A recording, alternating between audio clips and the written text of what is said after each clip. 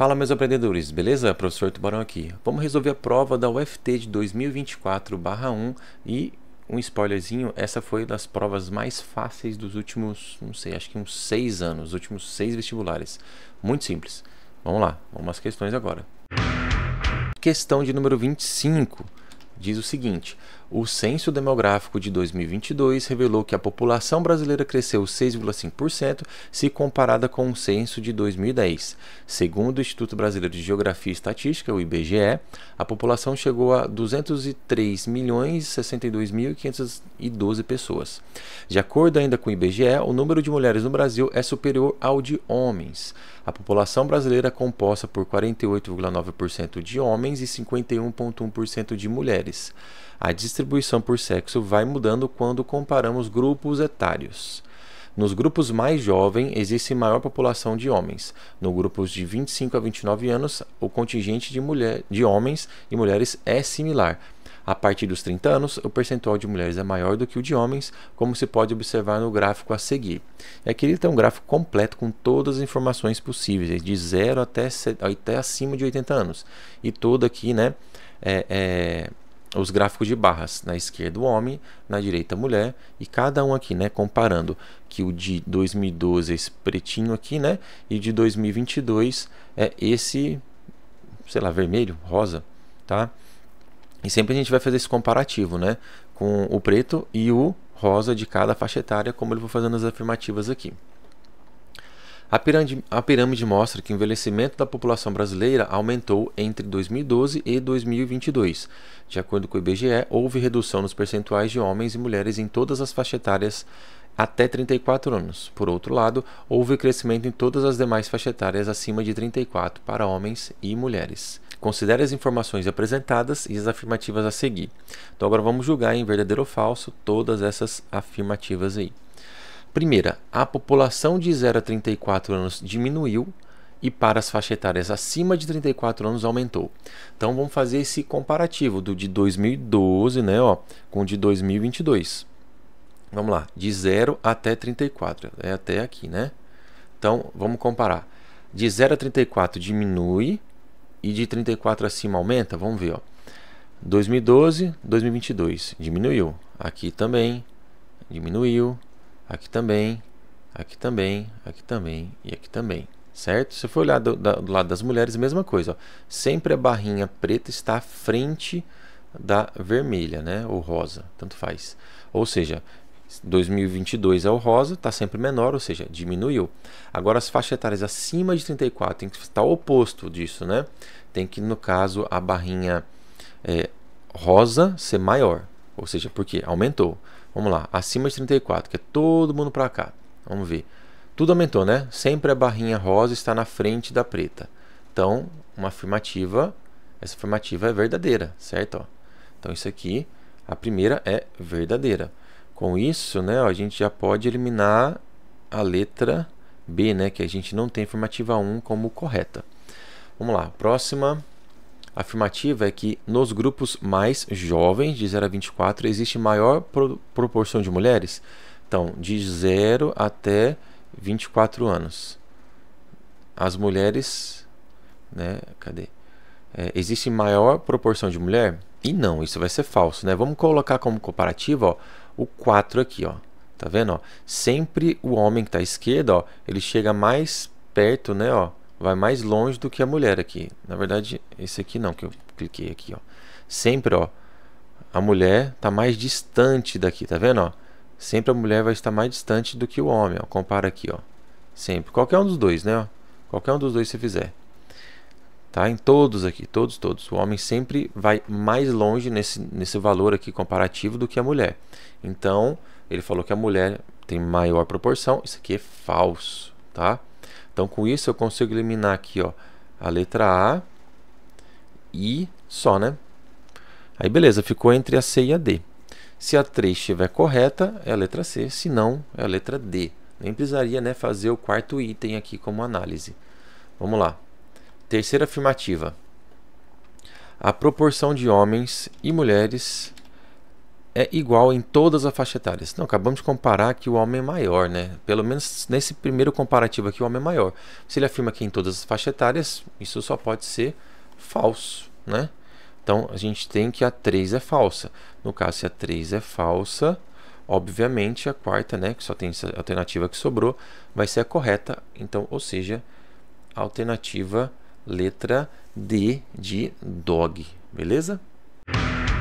Questão de número 26. Outra questão de somente interpretação. É só você analisar as informações que foram dadas no texto, mas principalmente aqui na tabela, que é o nosso principal, é a nossa principal análise, beleza? Ó, o Tocantins tem 40 comunidades remanescentes de quilombola já certificados pela Fundação Cultural Palmares. O Censo Demográfico Brasileiro de 2022, pela primeira vez, contou a população quilombola. No quadro a seguir, tem-se alguns dos municípios tocantinenses com os maiores percentuais de pessoas quilombolas. Considere as informações apresentadas e afirmativas a seguir. Então, tem o quadro aqui com todas as informações, né? Ó. Primeira coluna são os municípios, a segunda, população do município, a terceira coluna são a população de quilombolas, né, pertencente a esses municípios, e aqui por último as porcentagens. Então, primeira afirmativa. O número de pessoas quilombolas do município de Mateiros é maior do que o município de Arraias, ó. Número de pessoas, tá? Então, número de pessoas quilombolas. Então, tá falando sobre essa coluna aqui. Vamos lá. Mateiros, eu tenho 1.190. E Arraias, eu tenho 1.572. Então, Mateiros é maior? Não, é falso. Então, primeira afirmativa aqui, ó, falsa, ok? Então, vamos aqui para as afirmativas aqui, ó. Essa é a alternativa correta. A 1 está errada, então não pode ser letra A, nem letra D, né? Porque a letra D fala que todas são corretas, e isso não é verdade. Número 2, afirmativa 2. O percentual, ó, percentual de pessoas quilombolas no município de Aragominas é maior do que a de São Félix do Tocantins. É percentual, né? Percebe que é percentual agora. Então, está falando sobre essa última coluna aqui. Então, vamos lá. Aragominas é esse aqui, ó, 15,67. E São Félix Tocantins é 38,25. Então, se ele falou que Aragominas, está afirmando, né, que Aragominas é maior do que São Félix, está errado, certo? Isso aqui também é uma afirmativa falsa. Então, a 2 não pode estar correta. Então, se a 2 não está correta, já eliminamos a letra B, só pode ser a letra C de cachorro. E realmente é isso, ó, porque a última, só a 3 está correta. Por quê? Ó? Mateiros é o município com o maior percentual de quilombolas. Então, é percentual, falando dessa última coluna. É só buscar o maior número. Aqui, ó, 43,3 é o maior número nessa coluna, que representa Mateiros, que é justamente o que ele afirmou. Então, é verdadeiro. Então, letra C de cachorro. Beleza? Questão de número 27. Diz o seguinte. Uma lojista vendeu um rolo de papel de parede de 200 metros da seguinte forma. 80 metros com lucro de 30%, 90 metros com lucro de 10% e 30 metros pelo preço de custo. Sabendo que o custo total desse rolo de papel de parede foi de R$1.000, é correto afirmar que o lucro total em porcentagem da venda de todo o rolo é de. Ele falou sobre lucro. Então, se ele vende aqui, ó, 30 metros pelo preço de custo, eu nem vou olhar para isso. Por quê? Porque lucro é o que você ganha mais. Se você vende uma coisa pelo preço de custo, você não ganha nada. Então, eu já vou tirar isso aqui do meu cálculo. Não vou olhar para isso. Quantos reais por metro você tem desse papel de parede? Então, aqui, ó, quanto custou? Custou R$1.000. Quantos metros tem esse rolo de papel de parede? 200. Então, significa que, ó, corta os zeros aqui, ó, 10 por 2 dá. Então, é R$5 o metro, né? Isso ele custa. R$5 por metro. Então, o que a gente vai fazer? Uma conta bem simples. Vamos ver aqui o lucro dessa vendedora, dessa lojista. Qual que é o lucro? Se você vende 80 metros com lucro de 30%, significa o quê? Que você tem 80 metros, que cada metro custa R$5. Lembra? Ó, R$ 5 por metro, vezes esse ganho. Qual que é esse ganho que você teve? 30%. Então, 30%, certo? Então, de novo, ó, 80 metros, R$ 5 por metro, presta atenção aqui, ó, e você lucra 30% disso. Então, 80 vezes 5 vezes 30%. Mas tem o outro pedaço, né? Você tem 90 metros de rolo, que cada metro custa R$ 5, e você tem um lucro de 10%. Então, 10%. Então, ao fazer esse cálculo, obviamente, você vai ter o quê? O lucro que obteve na venda desse papel de parede. Então, vamos fazendo aqui, ó. Esse 0 corta com esse 0, esse 0 corta com esse 0, aqui também, ó, esse com esse com esse. Então, o que sobra para a gente? Ó?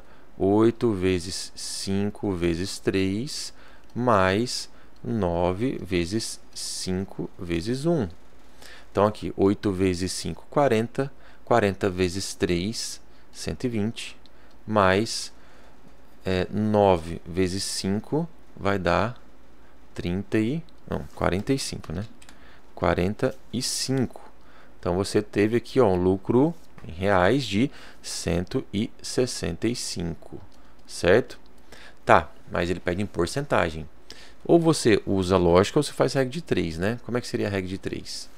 O nosso R$ 1.000 é o nosso 100%, é o nosso comparativo. Então, eu vou colocar dinheiro e porcentagem. Nossos R$ 1.000 é o nosso 100%. Então, R$ 165 é o nosso X aqui, né? Multiplicando em Xuxa, que é o cruzado, vai ficar como? Vai ficar, ó, vou fazer outra cor aqui, ó, de laranja. Isso vai ficar, ó, 1000x é igual a 165 vezes 100, ó. Não vou multiplicar, vou deixar para sofrer esses cálculos ao final. Então, vou ter que x vai ser igual a 165 vezes 100 dividido para 1000. Agora eu posso cortar esses zeros aqui com os de baixo. O que sobra para mim? 165 sobre 10. Isso é fácil. 16,5. Nosso caso aí, ó, letra B de bom demais, certo? 16,5%. Ok? Tranquilo? Acho que eu fiquei na frente aqui, né? Do 10, mas dá para entender. Questão de número 28. Se U é o conjunto solução da inequação 1/7 elevado a 3x menos 1 maior ou igual a 1 no universo de números reais, então U corresponde ao conjunto. Então vamos fazer só a solução disso, né? Ó, isso aqui é a mesma coisa que 1/7, né, ó, elevado a 3x menos 1. Isso aqui é maior ou igual a 1. Tá, beleza. Fica complicado porque as bases não são iguais, né? A gente faz as bases ficarem iguais. Como? Simples. Todo número elevado a zero é quanto? É 1. Então, eu posso reescrever isso como 1 sobre 7 elevado a 3x menos 1. Isso aqui é maior ou igual a 1/7 elevado a zero. Todo número elevado a zero, ó, é 1, certo? Então, agora sim, ó, posso cancelar esses dois caras e resolver só essa parte de cima, ó, 3x menos 1 e o zero do outro lado.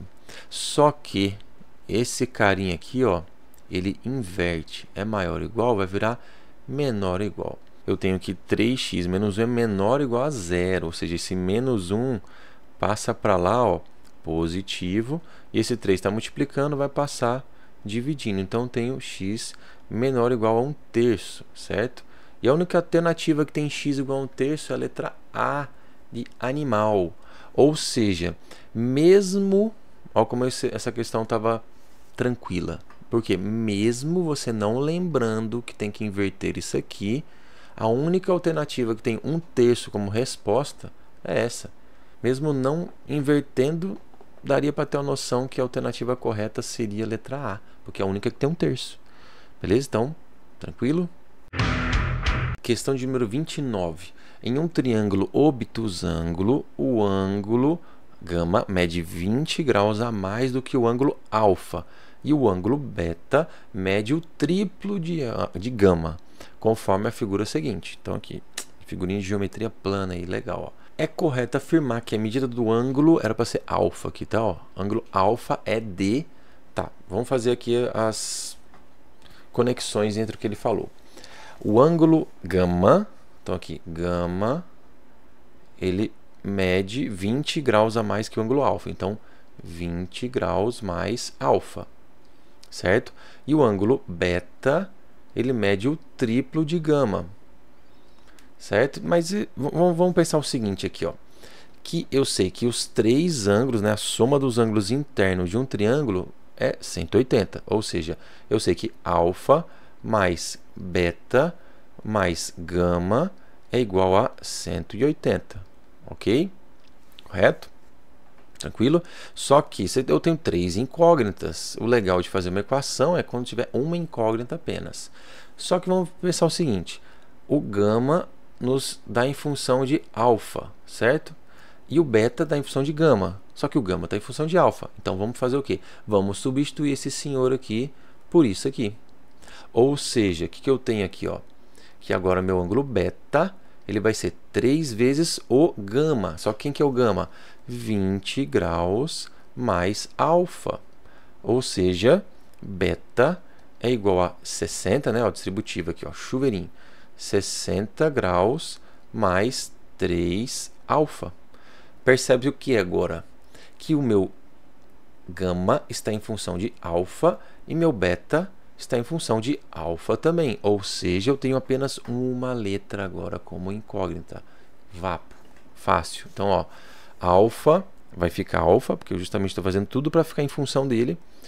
Mais beta. Quem que é o beta? 60 graus mais 3 alfa mais o gama. O gama é 20 graus mais alfa. Isso aqui é igual a 180. Beleza? Fácil agora. Por quê? Ó, eu tenho aqui gama mais 3... Gama não. Alfa mais 3 alfas mais alfa. Quanto eu tenho aí?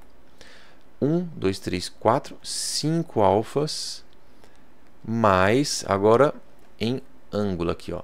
60 mais 20. 60 mais 20 dá 80. Então, 80 graus é igual a 180 graus. Então, se eu tirar 80 graus dos dois lados aí, ó, esse cara vai embora e esse cara aqui vai virar 100, né? Então, eu tenho 5 alfa é igual a 100 graus. Certo? Ó, dividindo tudo por 5, o que eu tenho aí? Simples. Alfa, 5 alfa por 5 dá alfa e 100 dividido por 5 dá 20. Então, nosso alfa, justamente o que ele pede aqui, é 20. No nosso caso, ó, letra B de bom demais. Beleza? Questão de número 30. As medidas do lado de um dado triângulo retângulo são os números inteiros positivos A, B e C, onde A é maior que B e A é maior que C. Então, desenho nosso triângulo retângulo aqui, ó. Eu já sei que o nosso A é hipotenusa. Por quê? Porque ele é maior do que os outros dois lados, né? Ó, se é um triângulo retângulo, né? A hipotenusa é a maior deles. Então, eu já sei que A é aqui e tanto faz aqui que está fora de escala, aqui pode ser B, aqui pode ser C. Certo? Não tem problema. E considere as afirmativas a seguir. Na primeira, os números dados satisfazem a equação A é igual a B mais C. Não, essa aqui está falsa, justamente porque a 2 é verdadeira. Por quê? Ó, os números dados satisfazem a relação A menor que B mais C. Isso aqui justamente na geometria plana, lá na geometria euclidiana, lá no passado, tem esse seguinte teorema da desigualdade triangular. O que é a desigualdade triangular? Em todos os triângulos, não precisa necessariamente ser retângulo. Em todos os triângulos, um dos lados é sempre menor do que a soma dos outros dois lados. Ou seja, o A é menor, sempre será menor que B mais C. O B, por exemplo, se eu destacar o lado B, ele deve ser menor do que a soma de A mais C. E por último, o C, pela desigualdade triangular, sempre tem que ser menor do que a soma de A mais B, certo? Então, quer dizer que a nossa primeira afirmativa é falsa, não tem como ser igual, por causa que a 2 é justamente definição, podemos dizer assim, de desigualdade triangular.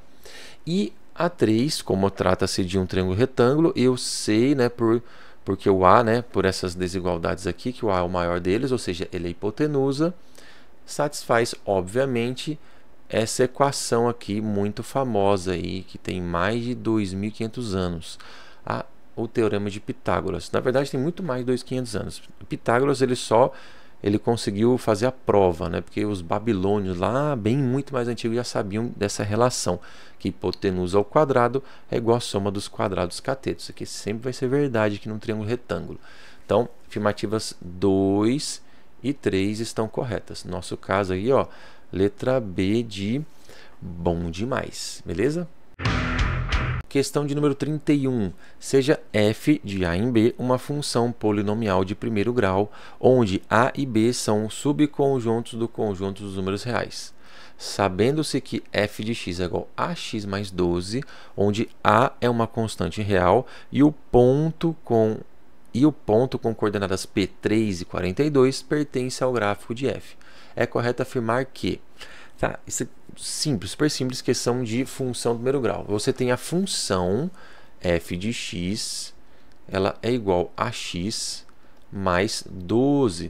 E ele fala que esse ponto P, ó, ele pertence à função. Então, significa o quê?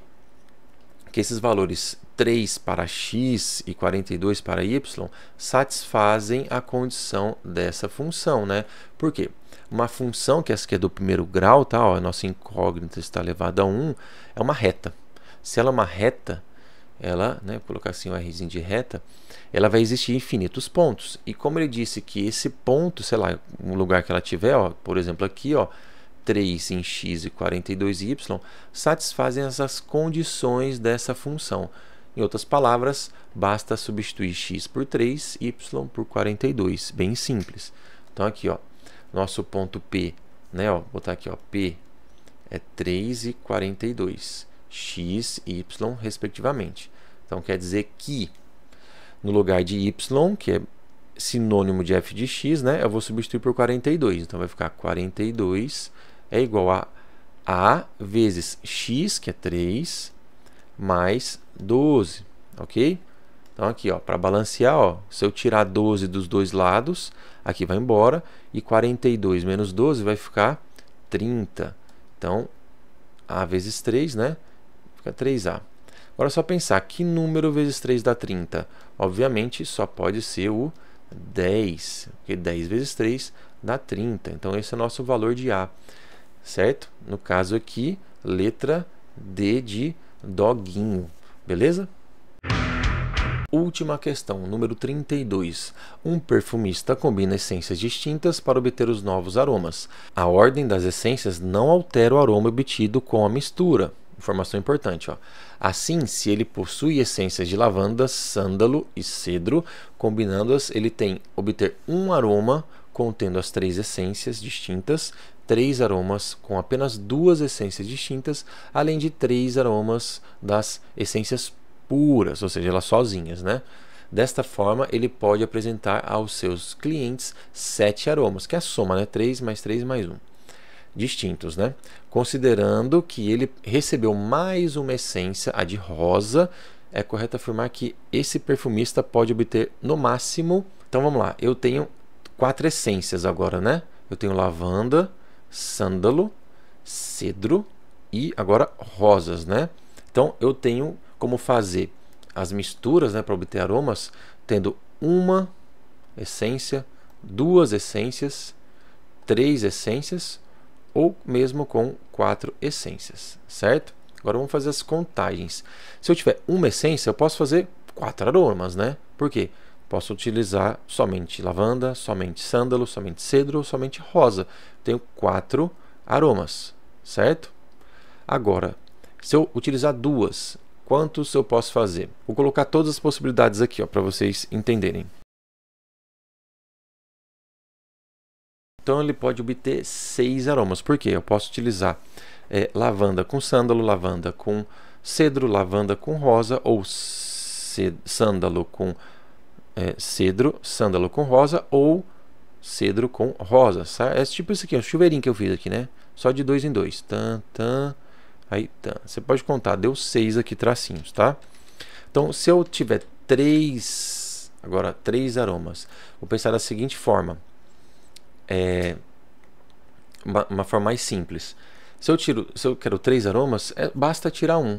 Lembrando que a ordem dos aromas não vai alterar a essência, assim, né? Não vai alterar a ordem das essências, na verdade, não altera o aroma. A mesma coisa, né? Os 3 cheiros vão ter o mesmo odor. Então, se eu tirar o L, eu vou ter esse aroma aqui, certo? Se eu tirar o S, eu vou ter outros 3 aromas. Se eu tirar o C, mais um. Se eu tirar o R, mais um. Ou seja, para cada retirada eu tenho um aroma. Se eu tirei 4, eu tenho 4 aromas, certo? Ó, 4 aromas. E por último, se eu juntar os 4, como a ordem não afeta em nada, eu só posso fazer um aroma com as 4 essências, né? Então, o aroma aqui. Ou seja, eu tenho um total, só somar agora. O total de aromas que eu posso ter é de 4 mais 6 mais 4 mais 1. Que eu tenho um total de 4 mais 6, 10, 4, 14 mais 1, 15.